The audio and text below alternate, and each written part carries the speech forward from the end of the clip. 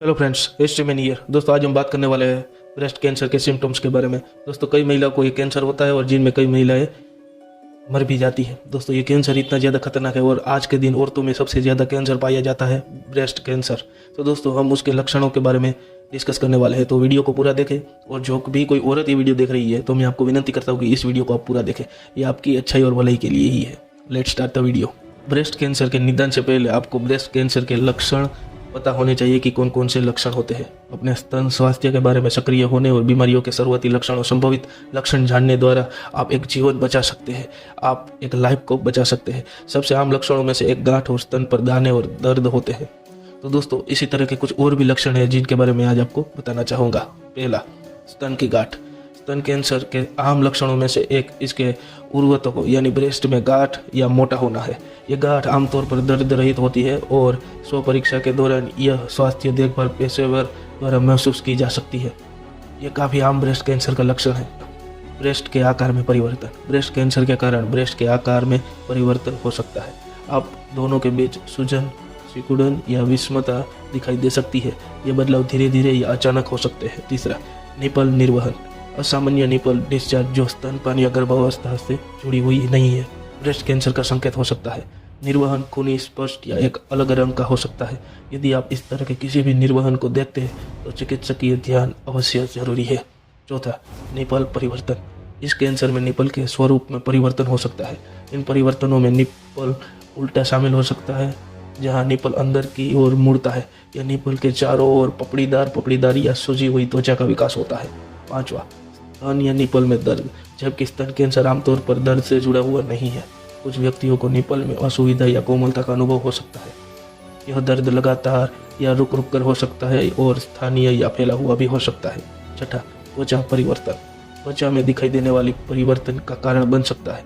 इसमें लाली, डिम्पलिंग या संतरे के छिलके की बनावट का दिखना शामिल हो सकता है।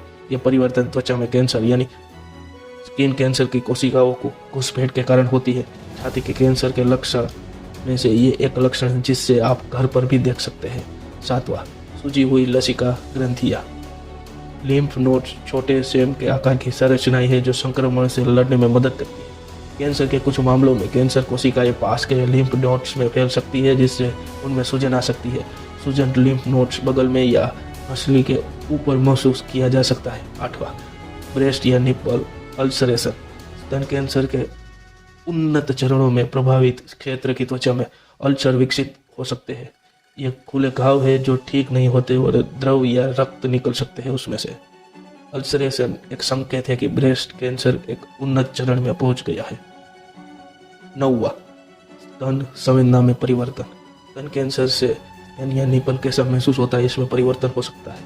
आप बढ़ी हुई संवेदनशीलता, जलन या निपल में शून्यता का अनुभव कर सकती है। ये परिवर्तन स्थानीयकृत हो सकते हैं या बड़े क्षेत्रों में प्रभावित कर सकते हैं। 10वां, ब्रेस्ट रिस्ट्रिक्शन या डिम्पलिंग। स्तन कैंसर का एक सूक्ष्म लेकिन महत्वपूर्ण संकेत त्वचा का पीछे हटना या धुंधला पड़ना है। यह सिकुड़ा हुआ या दांतेदार रूप से दिखता है।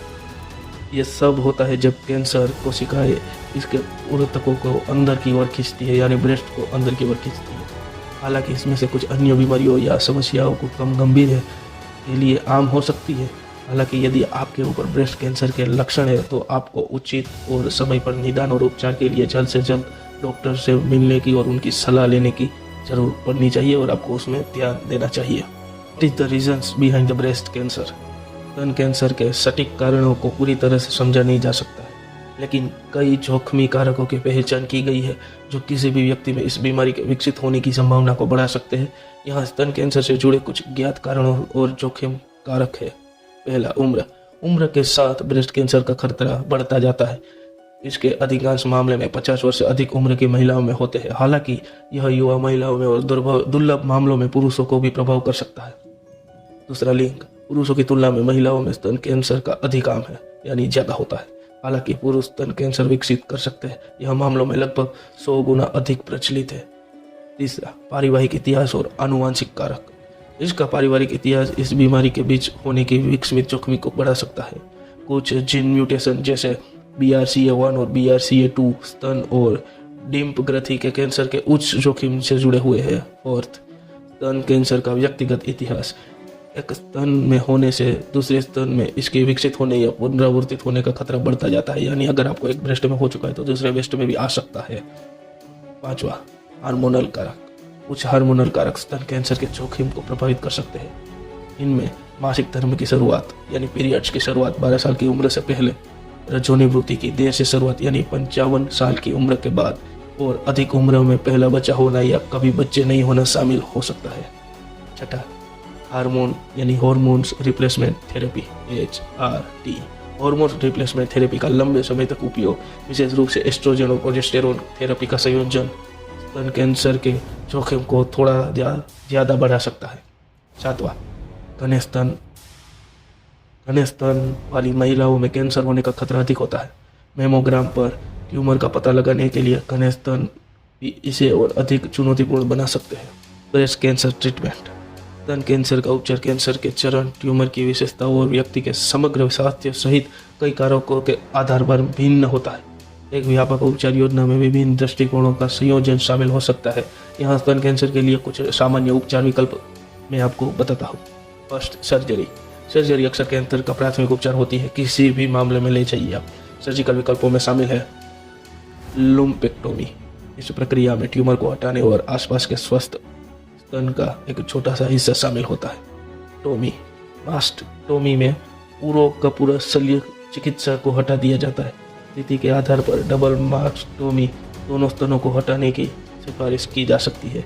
लिम्फ नोड को हटाना, सर्जरी के दौरान आसपास के लिम्फ नोड्स को हटाया जा सकता है और यह निर्धारित करने के लिए जांच की जा सकती है कि कैंसर स्तन के बाहर फैल गया है या नहीं। विकिरण चिकित्सा कैंसर कोशिकाओं को नष्ट करने के लिए उच्च ऊर्जा एक्सरे या अन्य किरणों का उपयोग करती है। यह अक्सर सर्जरी के बाद किसी भी शेष कैंसर कोशिकाओं को लक्षित करने और पुनरावृत्ति के जोखिम को कम करने के लिए उपयोग में लिया जा सकता है। कुछ मामलों में ट्यूमर को सिकोड़ने के लिए सर्जरी से पहले विकिरण चिकित्सा की सिफारिश की जा सकती है। कीमोथेरेपी में पूरे शरीर में कैंसर कोशिकाओं को मारने के लिए शक्तिशाली दवाओं का उपयोग करना होता है।